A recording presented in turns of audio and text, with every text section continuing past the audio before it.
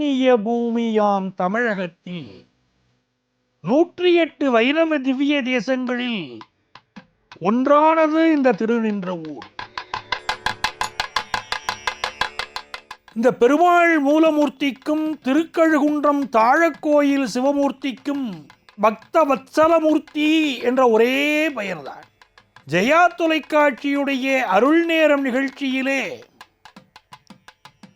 திருநின்றவூர் என்னை பெற்ற தாயார் திருக்கோயில் பற்றி நாம் காணப்போகிறோம்.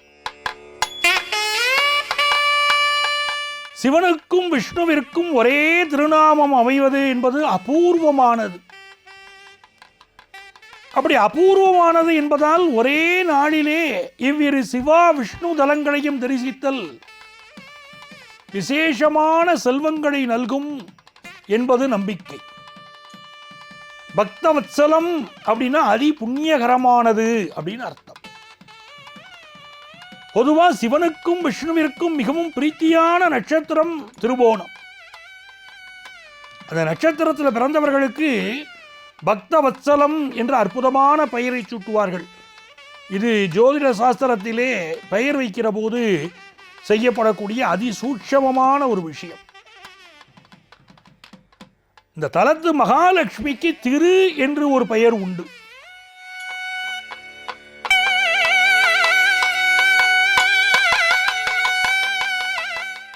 மகாலட்சுமி அவருடைய அனுக்கிரகம் இருந்தால் நம்ம வாழ்க்கையிலே உயர முடியும்.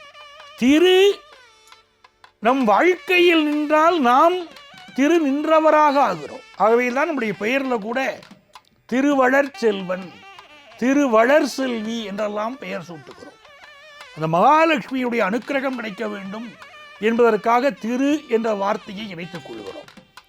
இந்த திருநின்றவூர் என்ற பெயர் ஏற்பட்டதே அந்த தல வரலாற்றை பார்த்தால், ஒரு சமயம் பெருமாளுக்கும் மகாலட்சுமிக்கும் இடையிலே சிறு ஊடல் ஏற்பட்டது.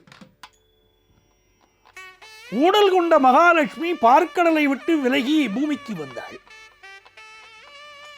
நேராக இத்தலத்திலே வந்து தங்கினாள்.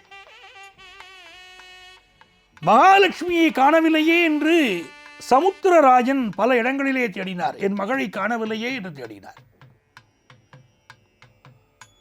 கடைசியிலே இங்கு வந்து மகாலட்சுமியை கண்டார். மகளை கண்ட மகிழ்ச்சியிலே என்னை பெற்ற தாயே என்று அழைத்தார்.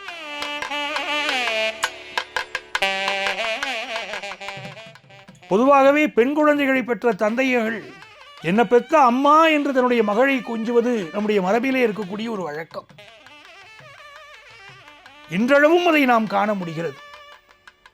அப்படி தன்னுடைய மகளை கண்ட தந்தையாகிய சமுத்திரராஜன் என்னை பெற்ற தாயே என்று மகாலட்சுமியை அழைத்தார். பார்க்கடலுக்கு திரும்பி வர கூறினார். மகாலட்சுமி அதை ஏத்துக்கலை. இதனால திரும்பி சென்ற சமுத்திரராஜன் நடந்ததையெல்லாம் பெருமாளிடம் கூறினார். பகவானே, என்னுடைய மகளை நான் அழைத்து பார்த்தேன், அவள் வரவில்லை. தாங்கள் வந்து தேவியை அழைத்து வர வேண்டும் என்றார். பெருமாள் சொன்னார், நீங்கள் முன்னே செல்லுங்கள், நான் வருகிறேன் என்றார். அதன்படி பெருமாள் வந்து மகாலட்சுமியை அழைத்தார். பெருமாள் வந்து அழைத்தவுடன் சமாதானம் அடைந்தாள் மகாலட்சுமி. மீண்டும் பெருமாளுடன் பார்க்கடலிலே வாசம் செய்ய புறப்பட்டாள். பார்க்கடலுக்கு சென்று வாசம் செய்தாள். இதனாலே பார்க்கடல் மீண்டும் புது பொலிவு பெற்றது.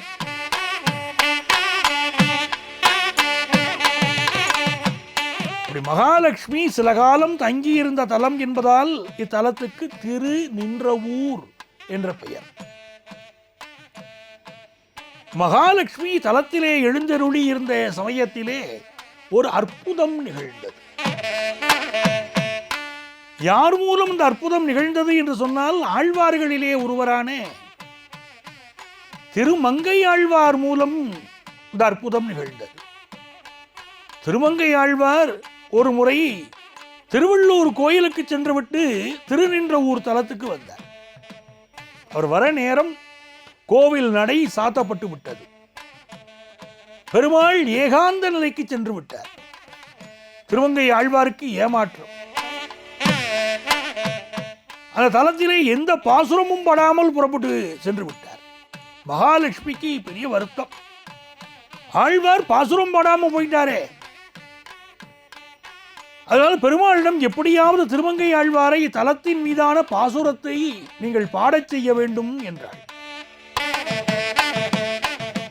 இப்ப பெருமாள் திருமங்கை ஆழ்வாரை தேடி புறப்பட்டு சென்றார். அதுக்குள்ள பெருமாள் அந்த திருமங்கை ஆழ்வார் மாமல்லபுரம் தலத்துக்கு வந்திருந்தார். அவரை அணுகிய பெருமாள் தான் வந்திருக்கும் நோக்கத்தை சூசகமாக உணர்த்தினார் ஆழ்வாரிடம். திருமங்கை ஆழ்வார் பூரித்து போனார். திருநின்றவூர் பக்தவச்சல பெருமாள் மீது ஒரு பாசுரம் பாடினார். அந்த பாசுரத்தை மகாலட்சுமியிடம் கொடுத்தார். அந்த பாசுரத்தை பார்த்தாள் மகாலட்சுமி. எல்லா திவ்ய தேசங்களுக்கும் 10க்கும் மேற்பட்ட பாசுரங்கள் பாடியுள்ள ஆழ்வார் நமக்கு மட்டும் ஏன் ஒரே ஒரு பாசுரம் பாடியுள்ளார்? அவரிடமிருந்து இன்னும் பாசுரங்கள் பெற்று வாருங்கள் என்றார். கடவுளாகவே இருந்தாலும் மனைவி பேச்சை தட்ட முடியுமா? பெருமாளுக்கும் அதுதானே. அதனாலே பெருமாள் மனைவி பேச்சை தட்டக்கூடாது என்று திருமங்கை ஆழ்வாரை தேடி புறப்பட்டார். அதற்குள் திருமங்கை ஆழ்வார் திருக்கண்ணமங்கை தலத்துக்கு சென்று விட்டார். அங்கு அவரிடம் தோன்றிய பெருமாள் தன் வருகை நோக்கத்தை உணர்த்தினார். திருமங்கை ஆழ்வாருக்கு நிகழ்ச்சி. உடனே இன்னும் ஒரு பாசுரம் பாடி கொடுத்தார். இதனால் பெருமாளும் மகாலட்சுமியும் மகிழ்ச்சி உண்டனர். ரொம்ப சந்தோஷம் மகாலட்சுமிக்கு. திருமங்கை ஆழ்வார் இன்னொரு பாசுரம் பாடி கொடுத்துட்டாரேன்னு மகிழ்ச்சி. இந்த சம்பவத்தால் தான் இத்தலத்து பெருமாளுக்கு பக்தவத்சலம் என்ற பெயர் வந்தது. வத்சலம், வாத்சல்யம் என்றால் அன்பும் பாசமும் கொண்டவர் அப்படின்னு அர்த்தம். பக்தனிடம் அன்பு கொண்டவர் என்பதுதான் பக்தவத்சலம் என்று ஆனது. சுத்த தமிழ்ல பத்தராவி பெருமாள் என்பார்கள். பக்தனை தேடி சென்றவர் என்பதனால் பக்தவத்சல பெருமாள் என்றே பக்தர்களால் அன்போடு அழைக்கப்படுகிறார். இந்த தலம் பற்றியும் திருநின்றவூர் பெயர் பற்றியும் நாரதர் பிருகு மகரிஷியிடம் கூறினார். அது பிரம்மாண்ட புராணத்திலே 17, 18, 19 அத்தியாயங்கள்ல இருக்கு.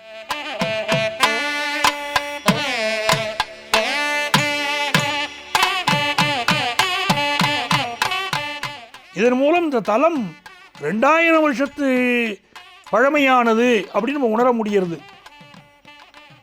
தல புராணங்கள்ல தலத்தை கட்டியவர்கள் பற்றிய எந்த குறிப்பும் இல்லை.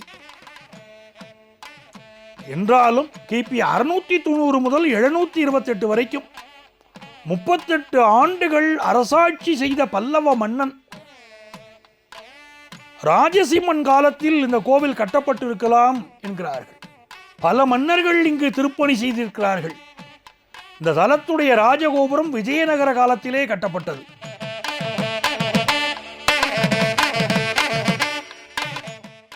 பெருமாள் ஸ்ரீதேவி பூதேவியுடன் பஞ்சாயுதம் தாங்கி நின்ற கோலத்தில் அருள்பாலிக்கிறார். 11 அடி உயரம், கிழக்கு பார்த்து சங்கு சக்கரம் ஏந்தி காட்சி தரும் பெருமாள் நாம் விரும்பக்கூடிய எல்லாவற்றையும் தரும் மிகச்சிறந்த வரப்பிரசாதியாக திகழ்கிறார். அவரை வழிபட்ட பிறகு பிராகாரம் சுற்றி வந்து பெருமாளுடைய வலதுபுறத்திலே தனி சன்னதியில் அருள்வாலிக்கும் தாயாரை வணங்க வேண்டும். இந்த தாயாருக்கு சுதாவல்லி என்ற பெயர் உண்டு. இந்த தாயாருடைய முகத்தை பார்த்துட்டே இருக்கலாம். கருணை பிரவாகம். தாயார்னு சொன்னாலே கருணை தானே. அம்மா என்றாலே அதுக்கு அன்புன்னு அர்த்தம். தாயார்னாலே கருணை பாசம் என்று அர்த்தம். தாய் வேறு கருணை வேறு இல்லை. உலக உயிர்களுக்கும் சரி அப்படித்தான். இந்த தாயார் முகத்திலே பக்தர்களை காத்தருளும் கருணை நிரம்பி இருப்பதை நாம் பார்க்கலாம்.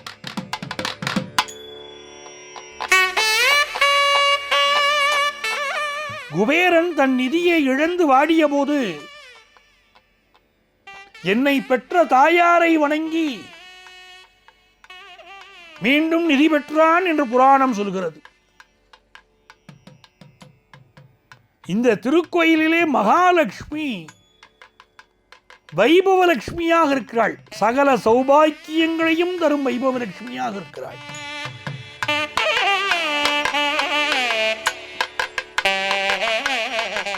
மூலவருடைய பெயர் பத்தராவி பெருமாள். இந்த கோவிலுடைய தல விருட்சம் பாரிஜாதம். இந்த தலத்தில் பூஜைகள் பாஞ்சராத்திர ஆகம முறைப்படி செய்கிறார்கள். 108 திவ்ய தேசங்கள் வரிசையில் என்னை பெற்ற தாயார் திருக்கோயில் இருக்கிறதே, இது 58வது தலமாக திகழ்கிறது. விஷ்ணு சகசரநாமத்தில் வருது. இந்த தலம் பற்றி ஸ்ரீ விஷ்ணு சகசரநாமத்தில் 742வது வரியில தன்னை சரணடைந்தவர்களுக்கு அருள்வதிலே பக்தவத்சலன், தாய் பசுவின் தன்மை கொண்டவன் என்று கூறப்பட்டுள்ளது. அதை உறுதிப்படுத்தும் வகையில் சமுத்திரராஜன், வருணன் இருவரும் இந்த தலத்திலே பெருமாளுடைய தரிசனம் பெற்றிருக்கிறார்கள்.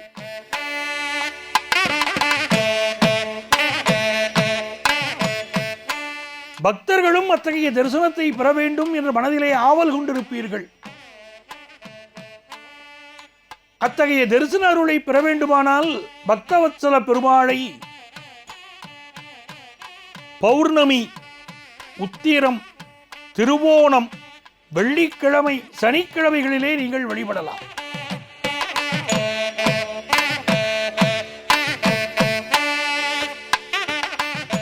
குறிப்பா திருமண தடை இருக்கக்கூடியவர்களுக்கு இது அற்புதமான பரிகார தலமாக இருக்கிறது. திருமண தடை இருப்பவர்கள் இங்க வந்து வழிபட தடை நீங்கும் என்பது நம்பிக்கை. வியாபாரிகளுக்கு ஒரு நல்ல செய்தி இந்த கோவிலில் உண்டு. வியாபாரம் பாதிக்கப்பட்டவர்கள் இந்த திருக்கோவிலுக்கு வந்து ஆதிசேஷனுடைய சன்னதியில புதன்கிழமைகளில் நெய்விளக்கு ஏற்றி வழிபடணும். பால் பாயாசம் படைத்து அர்ச்சனை செய்து வழிபட்டால் வியாபாரம் செழிக்கும்.